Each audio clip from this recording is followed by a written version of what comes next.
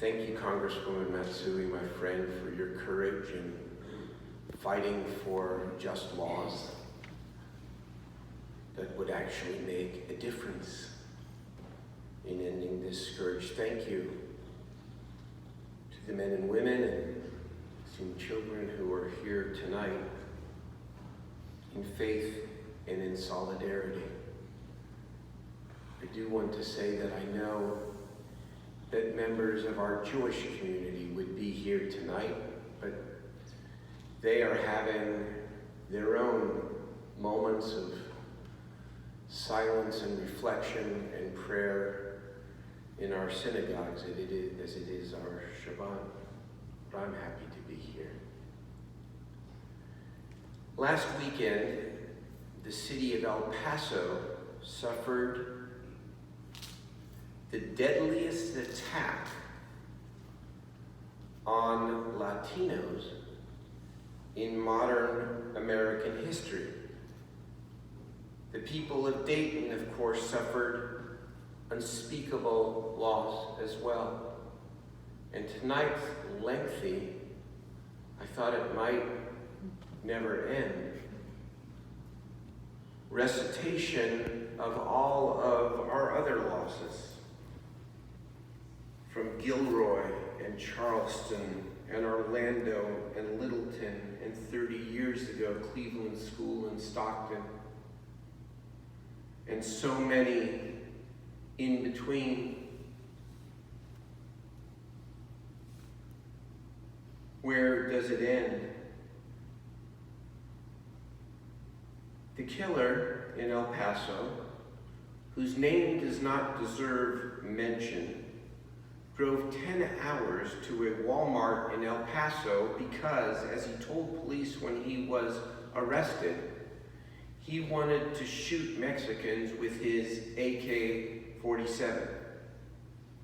The picture of this young man, barely an adult, shooting people because of their race with the weapon of war, is a sick snapshot of the toxic contagion taking hold in our country. To the politicians who rationalize and obfuscate, do not dare stigmatize mental illness by associating this killer with the millions of Americans who suffer from mental illness and act lovingly and peacefully every day. Here is what must be said this evening. Combine a diet of racist hate online, amplified by our commander-in-chief, the person who is supposed to bring us together in times of crisis. Add the ease of obtaining weapons of mass destruction, and the results are heartbreaking and frankly not surprising. Children, peace-loving people, people shopping, people playing, people living their everyday lives die. And they die in the most cruel way. The culture of unending gun violence in our country is both historic and a modern stain on our country. An equal stain is a political culture that does not allow for the ban of large, massive, rapid-fire, cop-killer assault rifles. An equal stain is a political culture that holds it to be controversial to allow the authorities to simply check on someone's background before they are issued a weapon. The current reality that our Congresswoman, of course, fights to change every day. But the current reality that the federal government is paralyzed and can do nothing will not hold. Racist hate killers can't kill shoppers in a Walmart if it isn't armed. There is nothing inconsistent about declaring we must love more and we must fight more. If climate change literally threatens the physical planet, then bigotry, loneliness, and alienation literally threatens the existence of the precious human beings that inhabit the planet.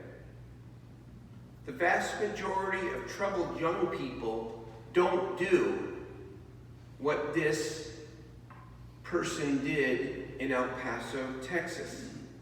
But if we as a society continue to fail to observe, to understand, and to attend to young people who are disconnected, who show telltale signs for many years, we fail to pay attention at our peril. If we fail to love, we enable hate. If we do not speak out and speak up and counter white supremacy and its sickening cousins, if we do not insist on political accountability for those who use white supremacy and race baiting and division as a political tool, then shame on all of us. For Hitler only had his way because few people in the time challenged the great lies. Do not accept, and we must not accept, the common refrain that nothing will ever change. However long it takes to change the laws and the culture around gun violence, it will be too long, but never too late. Elections matter. No one believed it possible in the day to create legal equality for all people. No one believed in their day that diseases which were once automatically deadly are today chronic or curable. A great leader once told us in another time of great peril, never give up and never give in. Love and fight. Love and fight. Love and fight. Thank you.